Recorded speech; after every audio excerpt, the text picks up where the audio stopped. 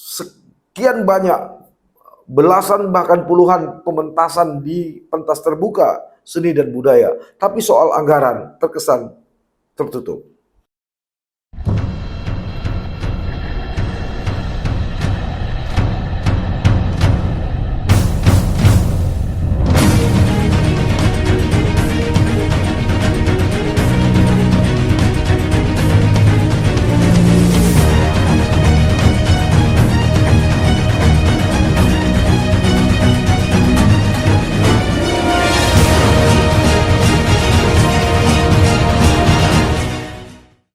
Assalamualaikum warahmatullahi wabarakatuh.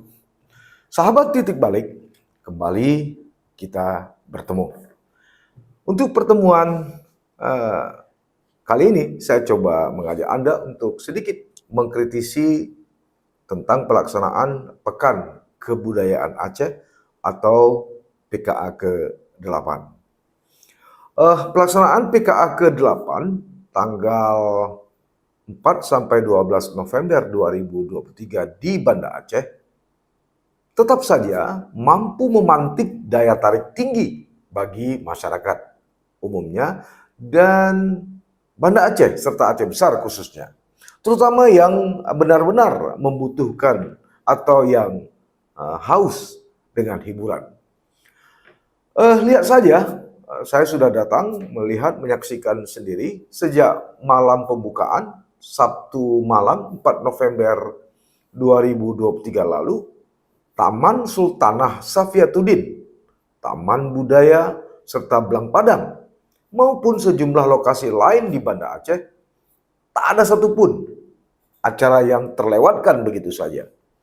Mulai dari pentas seni, adat, budaya, pawai, lomba perahu hias, semua itu tersaji dengan apik sebagai asupan jiwa. Sementara seminar tentang rempahkan bumi, pulihkan dunia juga menjadi pemuas imajinasi daya pikir sejarah masa lalu tentang Aceh, sampai ke persoalan kuliner yang mengganjal perut.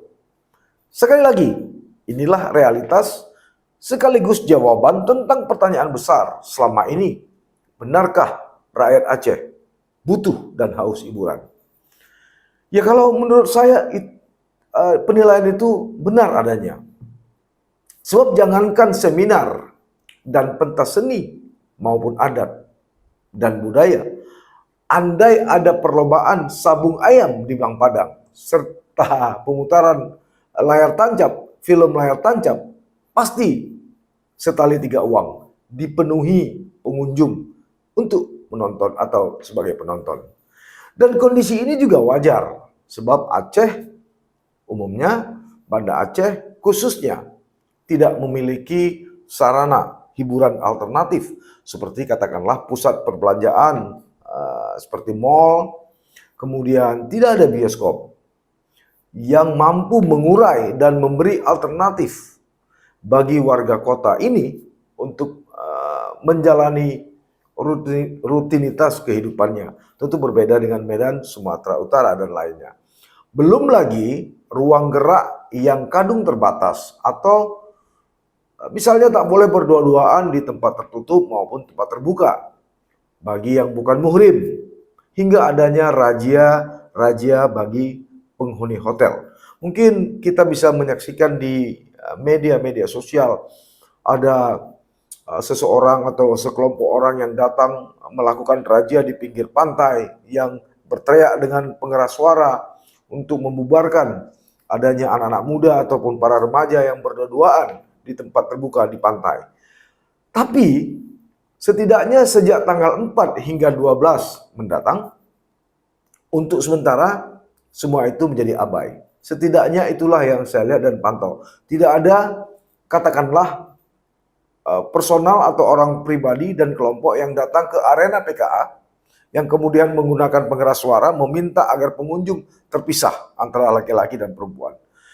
Kita tidak melihat adanya petugas dari Satpol PPWH yang melakukan razia di kamar-kamar hotel.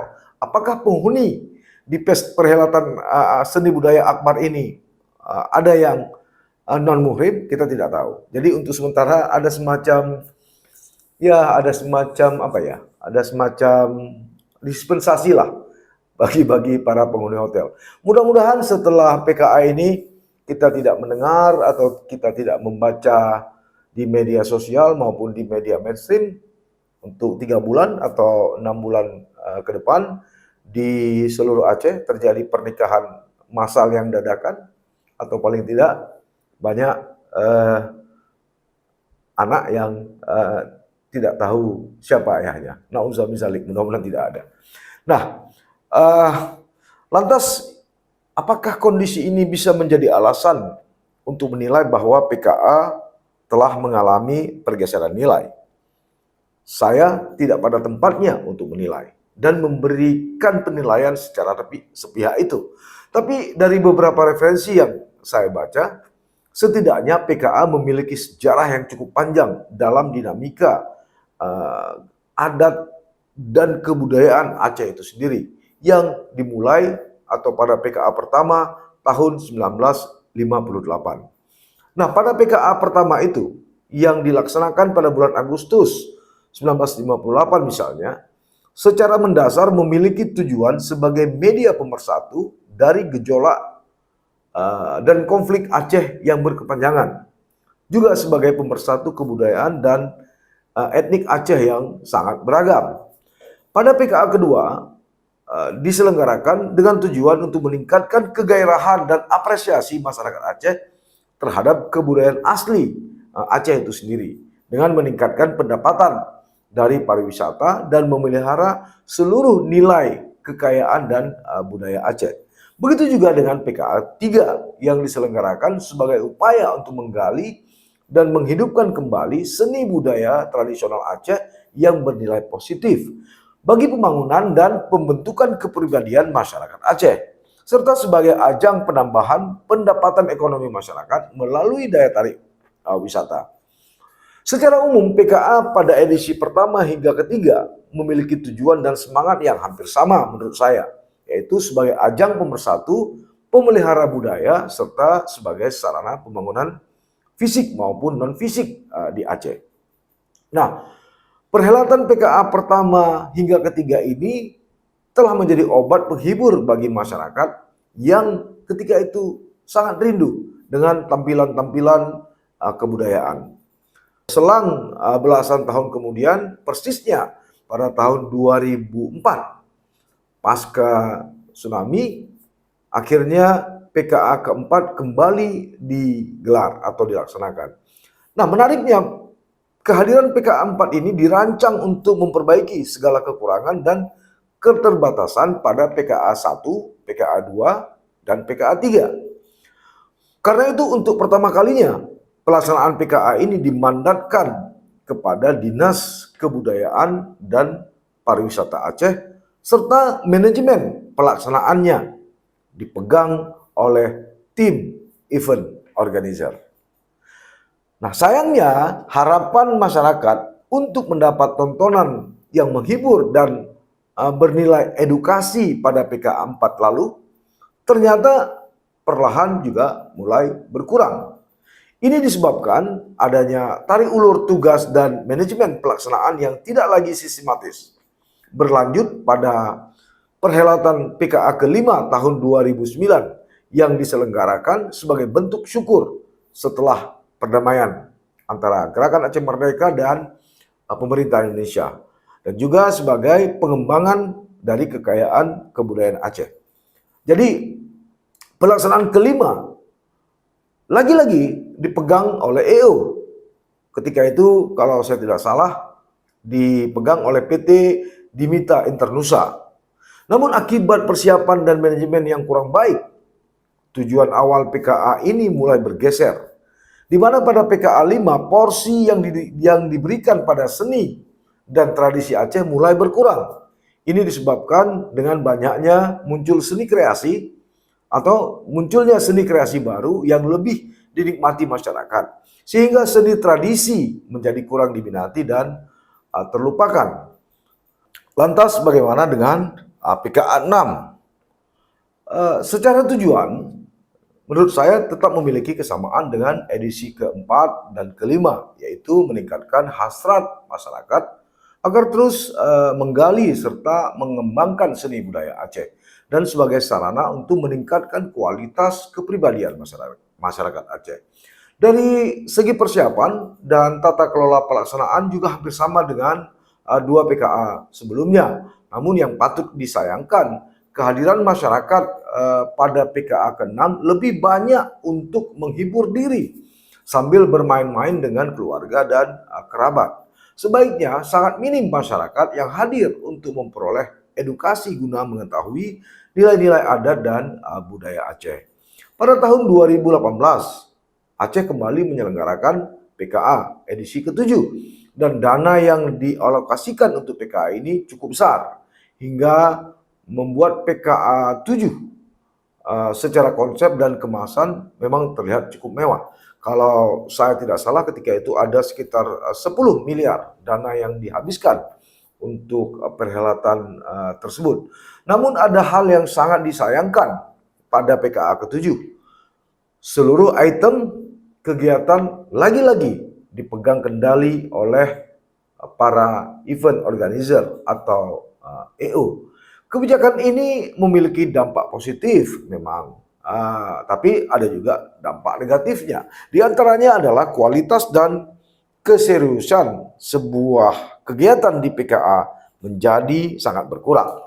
Bahkan juga terkesan kegiatan yang dilaksanakan sekedar saja sehingga memudarkan nilai dan substansi dari kegiatan budaya itu sendiri. Rangkaian kegiatan yang cukup banyak telah membuat pengunjung membludak memang untuk hadir. Tapi lagi-lagi kehadiran mereka dominan untuk keperluan cuci mata, bermain, dan belanja di pasar murah yang memang dibuat khusus. Pasar ini sangat banyak. Untuk kali ini misalnya itu ada ribuan UMKM yang ikut dilibatkan. Sehingga muncul stigma bahwa PKA ke-7 selayaknya sebagai sebuah kegiatan pasar malam. Ya kalau boleh dikata juga PKA ke-8 beda-beda tipis dengan PKA ke-7. Ini sangat jauh bertolak belakang dengan cita-cita dan tujuan awal dilaksanakan PKA, yaitu untuk mempersatukan Aceh dan menjadi sarana untuk melestarikan khasanah kebudayaannya, serta sebagai media untuk peningkatan kualitas kepribadian masyarakat. Pergeseran ini disebabkan banyak hal memang, mulai dari perkembangan zaman yang membuat budaya Aceh kurang diminati, dan juga karena yang menjadi pihak pelaksana PKA hanya berorientasi pada ekonomi, sehingga PKA dijadikan sebagai sebuah proyek untuk dimanfaatkan bagi kepentingan pribadi maupun kelompok, bukannya digarap secara serius untuk membangun kebudayaan Aceh. Lantas bagaimana dengan PKA 8 yang saat ini sedang berlangsung? Sekali lagi, saya tidak pada tempatnya untuk menilai, tapi kalaulah boleh saya berharap, tentu sejujurnya ada sisi positifnya. Setidaknya lagi-lagi menjadi sarana hiburan, walau sebenarnya kegiatan ini mirip-mirip atau serupa dengan sebelumnya, melibatkan EO dan ada beberapa event yang sudah dilakukan. Katakanlah misalnya seperti expo, festival seni, dan lain, bahkan tersebar di kabupaten kota. Dan ini terjadi sejak tahun 2000, saat anggota DPR Aceh periode 2019-2024 yang terkesan begitu peduli dengan mengalokasikan dana program pokok-pokok pikiran atau pokir mereka pada Dinas Kebudayaan dan Pariwisata Aceh, termasuk untuk PKA 8 tahun ini. Sesuai dokumen APBA yang saya peroleh, menyebut dan mengungkap sedikitnya ada dana 74,4 miliar dana APBA yang terserap untuk tahun 2023 yang terserap pada kegiatan tersebut, baik seni, budaya, dan lainnya. Nah, puluhan miliar dana ini dilakonkan oleh 31 dari 81 anggota DPR Aceh. Tak hanya itu, kabarnya dari 74,4 miliar itu, ada sekitar 15 miliar diantaranya untuk PKA 8. Disebut-sebut Pemilik poker ini adalah Samsul Bahri alias Tiong dari PNA yang dominan menempatkan dana pokernya di PKA. Ya, ambil contoh untuk pembukaan PKA ada 3 miliar, untuk penutupan ada 1 miliar, untuk expo pembangunan PKA ada 2 miliar, untuk expo produk-produk PKA 8 ada 2 miliar. Termasuk Expo Sejarah Jalur Rempah Aceh 1 miliar. Kegiatan-kegiatan ini memang sebenarnya sudah pernah dilakukan. Seperti misalnya Wakil Ketua DPR Aceh dari Partai Gerindra, Saparudin, dan juga ada Hendra Budian. Mereka juga sering mengalokasikan dana program pokok-pokok pikiran mereka untuk kegiatan-kegiatan seni dan budaya. Jadi tidak begitu beda dengan apa yang ditampilkan pada PKA ke-8 ini. Nah, pertanyaan kemudian, benarkah semua alokasi dana tadi, termasuk alokasi dana yang di-plotting oleh Tiong? Saya sudah mengkonfirmasi Kepala Dinas Kebudayaan dan Pariwisata Aceh, Almuniza Kamal.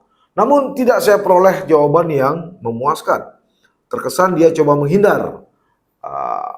Almuniza mengaku tidak mau berkomentar soal itu. Lalu dia meminta saya untuk menghubungi Kepala Bapeda Aceh, Teguh Ahmad Dade, untuk mengkonfirmasi itu. Dan menariknya ketika saya hubungi Teguh Dade untuk mempertanyakan hal ini, yang bersangkutan pun mengaku tidak tahu menahu. Jadi memang ini agak sedikit misteri soal berapa alokasi dana PKA ke-8. Sekian banyak, belasan bahkan puluhan pementasan di pentas terbuka seni dan budaya, tapi soal anggaran terkesan tertutup. Lantas sekali lagi, benarkah dugaan-dugaan saya tadi? Tentu Anda yang bisa menjawab dan menilainya. Tapi setidaknya inilah yang menjadi soal. Paling tidak ada pertunjukan poker di pentas Dishupar pada PKA ke-8 ini. Ada apa? Mudah-mudahan untuk selanjutnya hal-hal yang sudah baik dapat dipertahankan, namun hal yang tidak baik harus segera dihilangkan. Sampai bertemu. Assalamualaikum warahmatullahi wabarakatuh. Jangan lupa like, komen, dan subscribe. Serta aktifkan lonceng notifikasi